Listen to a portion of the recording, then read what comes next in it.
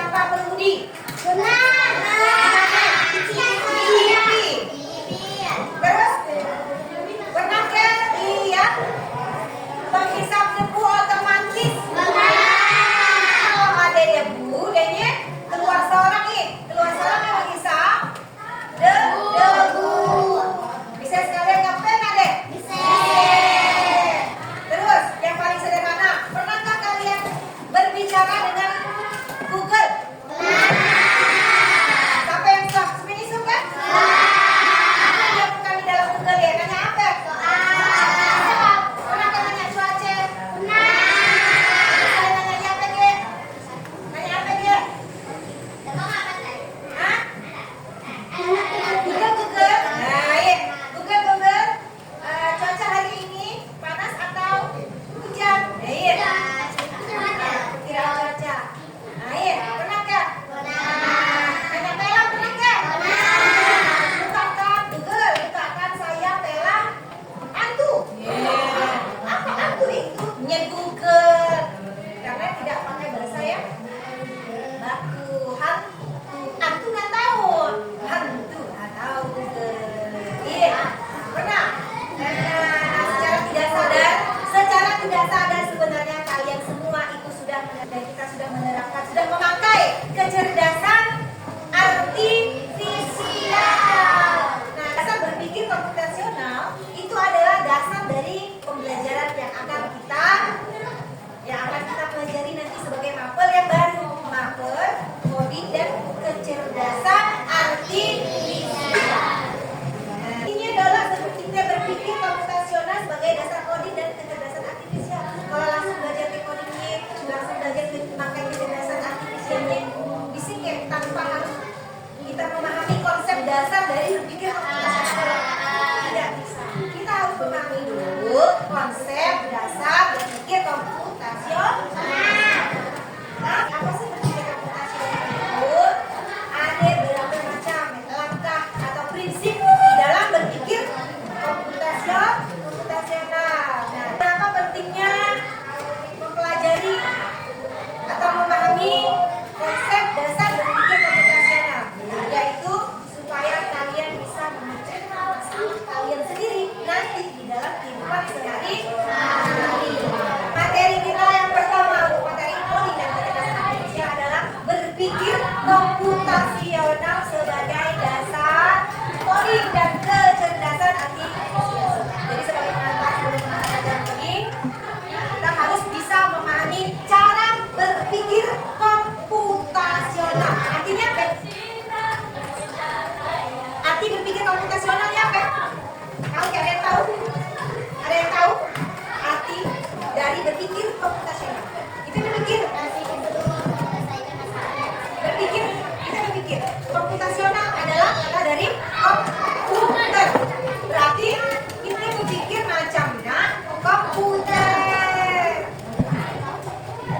Nah, kita menyelesaikan masalah dengan cara berpikir komputer.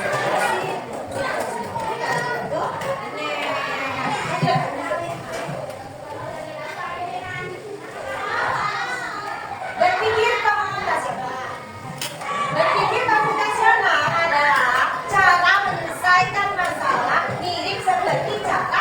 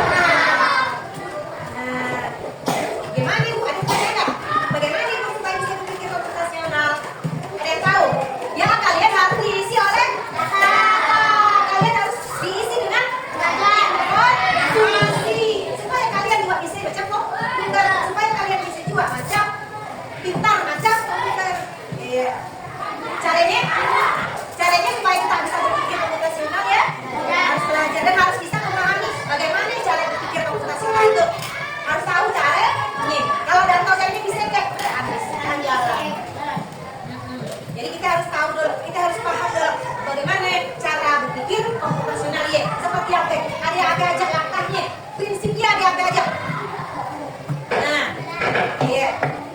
Dah siap? Melihat prinsip-prinsip apa saja dalam berpikir komputasional. Nah, supaya kita semuanya bisa berpikir komputasional, ada 4 prinsip yang harus kita ingat dan harus kita pahami dan harus kita ingatkan dan harus diterapkan itu kalau di dalam kehidupan sehari-hari dalam penyelesaian masalah di rumah masalah di masyarakat dan yang paling besar masalah penyelesaian tugas sekolah. Apa saja prinsip berpikir komputasional? 1. Ada dekomposisi. Apa sih dekomposisi? Memecah masalah yang tadinya besar, dipecah menjadi kecil.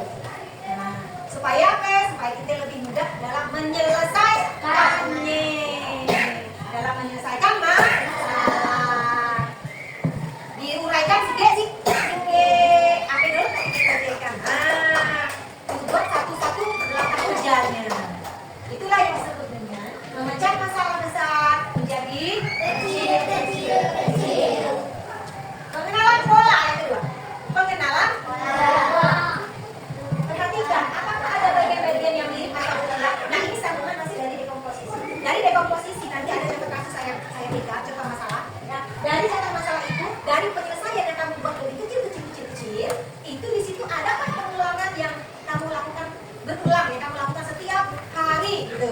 Jadi kalau ada yang sama, mungkin cara penyelesaiannya juga bisa sama. Tidak perlu pakai cara penyelesaian yang lain. Kalau langkah permasalahannya sama dan cara penyelesaiannya sama, tapi pakai yang itu lagi. Nah, juga bisa sama atau kita bisa belajar dari pengalaman sebelumnya. Nanti saya berikan contoh kasus supaya kalian bisa lebih paham. Ya.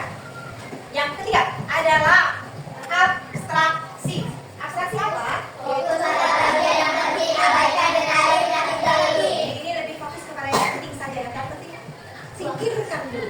Kita lihat dulu yang pentingnya apa dari masalah itu. Cara penyelesaiannya juga gitu ya. Yang keempat, algoritma. Algoritma adalah membuat data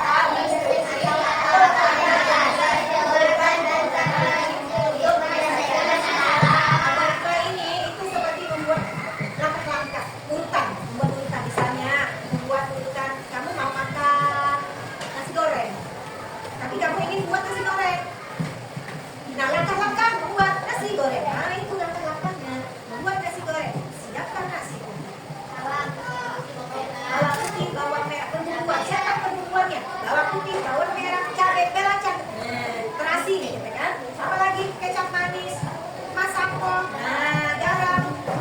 Terus siapkan wajan, siapkan minyak. Setelah itu, cara membuat tuang minyak ke dalam wajan, panaskan minyak, masukkan bawang, masukkan perbumbuan, bawang putih, bawang merah, terasi, cabai, aduk, gitu deh. Sampai berbau harum. Masukkan nasi, diaduk, masukkan kecap, masukkan bumbu, Nah, itu yang disebut dengan algoritma. Algoritma itu adalah langkah-langkah. Jadi saya. Nah, sekarang saya mau sajikan studi kasus. Contoh masalah. Sampai misal apa? Kaki tolong kondisi dan kakinya ya. Lalu sekarang kita akan ke contoh masalah apa kak? Kenapa? Nah, nih.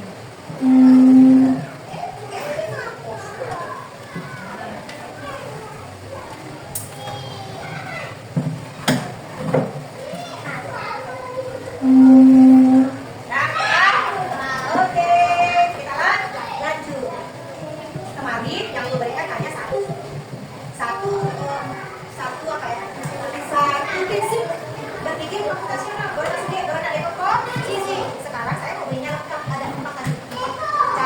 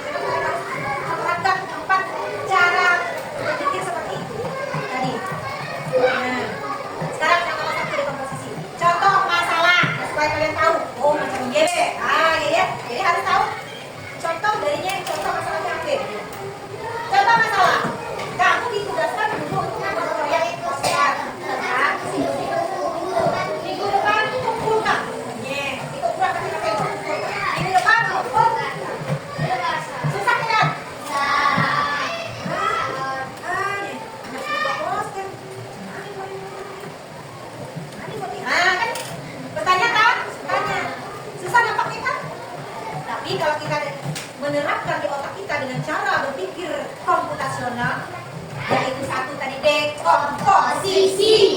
Kita ubah masalah besar ke bagian yang lebih kecil. Dengan cara kita uraikan tugasnya si G. Satu uraikan tugasnya satu persatu supaya mudah untuk diselesaikan. Nah, penerapan dekomposisinya. Mari kita pecah tugasnya ke dalam kelompok yang lebih kecil. Satu. Nah, jadi pertama sebelum kita melaksanakan proyek, kita mengerjakan proyek itu tadi. Oke, kita harus cari informasi dulu. Apa sih siklus hidup? Bagaimana sih proyek poster ya? Lihat itu dulu. Oh, itu contoh poster. Kita nempel gambar, terus nempel tulisan. Pakai kertas oke, itu poster. Dan apa informasinya? Nah, memang pertama itu harus mencari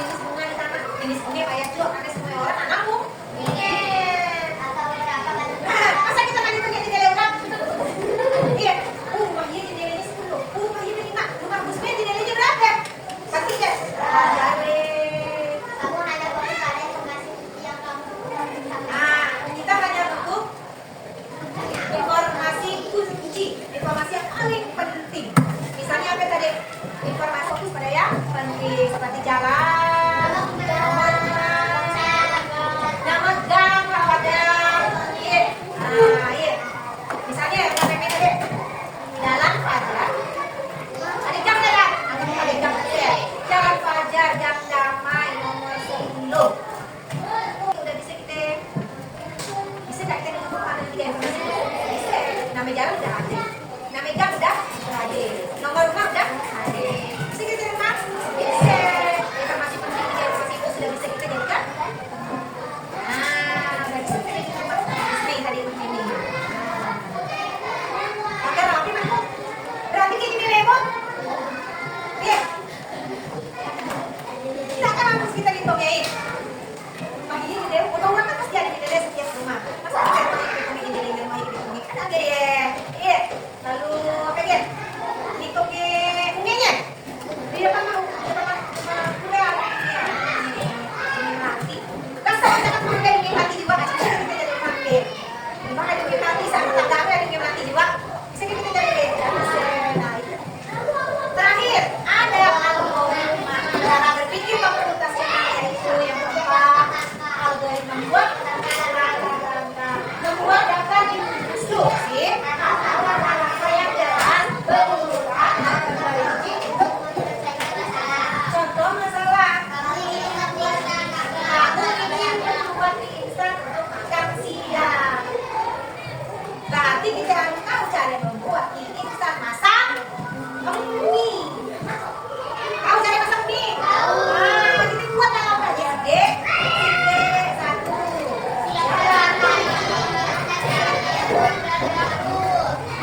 Isi nasi dengan air secukupnya. Tidak. Apa? Sampai air mendidih. Masukkan ikan ke dalam air mendidih. 7. Masak mie selama 3 menit.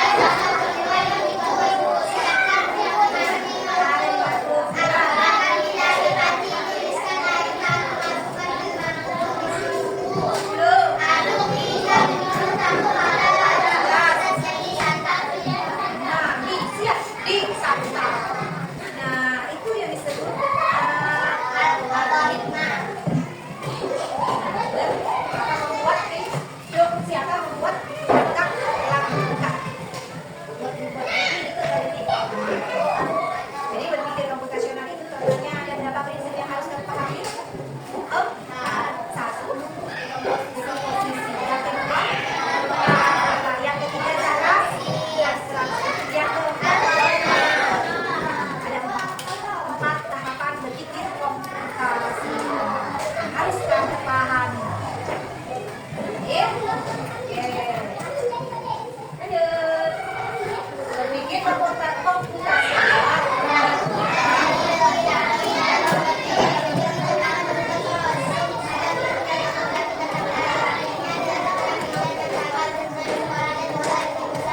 Sangat berguna keterampilan berpikir komputasional ini untuk kalian hari ini ya, untuk masa depan supaya kalian bisa mempertimbangkan yang ada nanti di kemudian hari.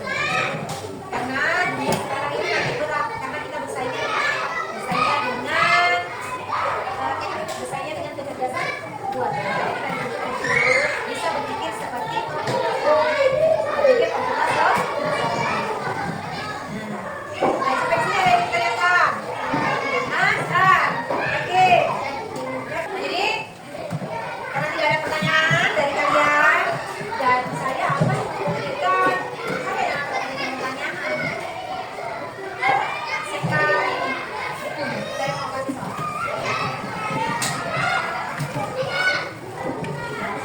Saya kasih soal.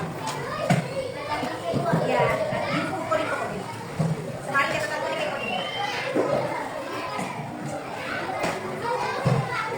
1. Apa yang kamu pahami? Berpikir komputasional. Apa yang kamu pahami tentang berpikir komputasional? Siapa dulu itu? Apa? Kasih tahu dulu. Komputasional membantu kita menyelesaikan masalah seperti komputer bekerja. Ya, betul. Salah. Masa lagi? Jawabannya beda. Fitria, sini. Sini ke depan. Bisa nggak? Sana ke depan. Nyalik kan saya nyalik.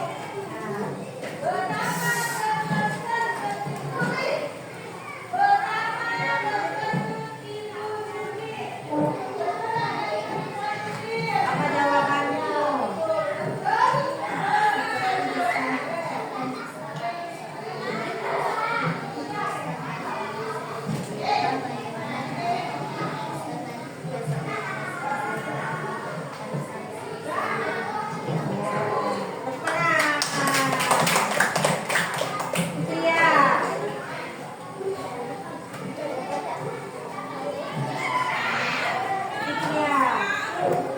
Apa tadi soalnya? Apa yang kamu pahami tentang berpikir komputasional? Ada. Membaca masalah dengan komputasional. Memecah masalah dengan komputasional. Oke lah, dari dulu. Silakan. Raisa? Nah. Hanifah? Sini Hanifah.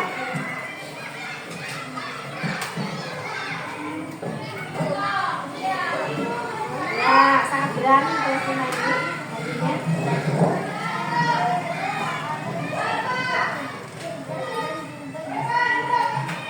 Ini masalah kecil ya. Tangan. Oke. Ternyata dalam satu kali pertemuan kalian sudah cukup baik, sudah cukup lumayan dalam memahami cara berpikir komputasional. Nanti saya koreksi yang lain-lainnya di komputer saja. Ya, semuanya nanti di komputer saja. Oke, ada yang sampai di sini? Ada pertanyaan nggak? Ada pertanyaan nggak? Nah, kita nyanyi dulu. Nyanyi lah yuk. Untuk 7 kebiasaan anak Indonesia hebat berdiri.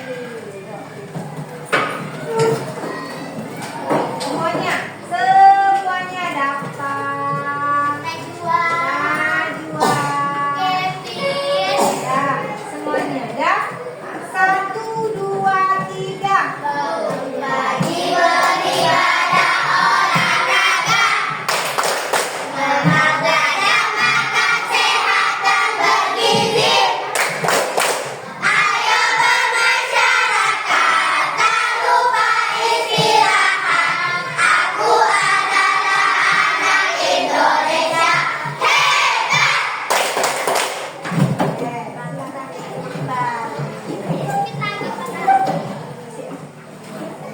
Nah, jadi kesimpulan pelajaran kita pada hari ini, berpikir komputasional itu bisa membantu kita jadi lebih rapi dan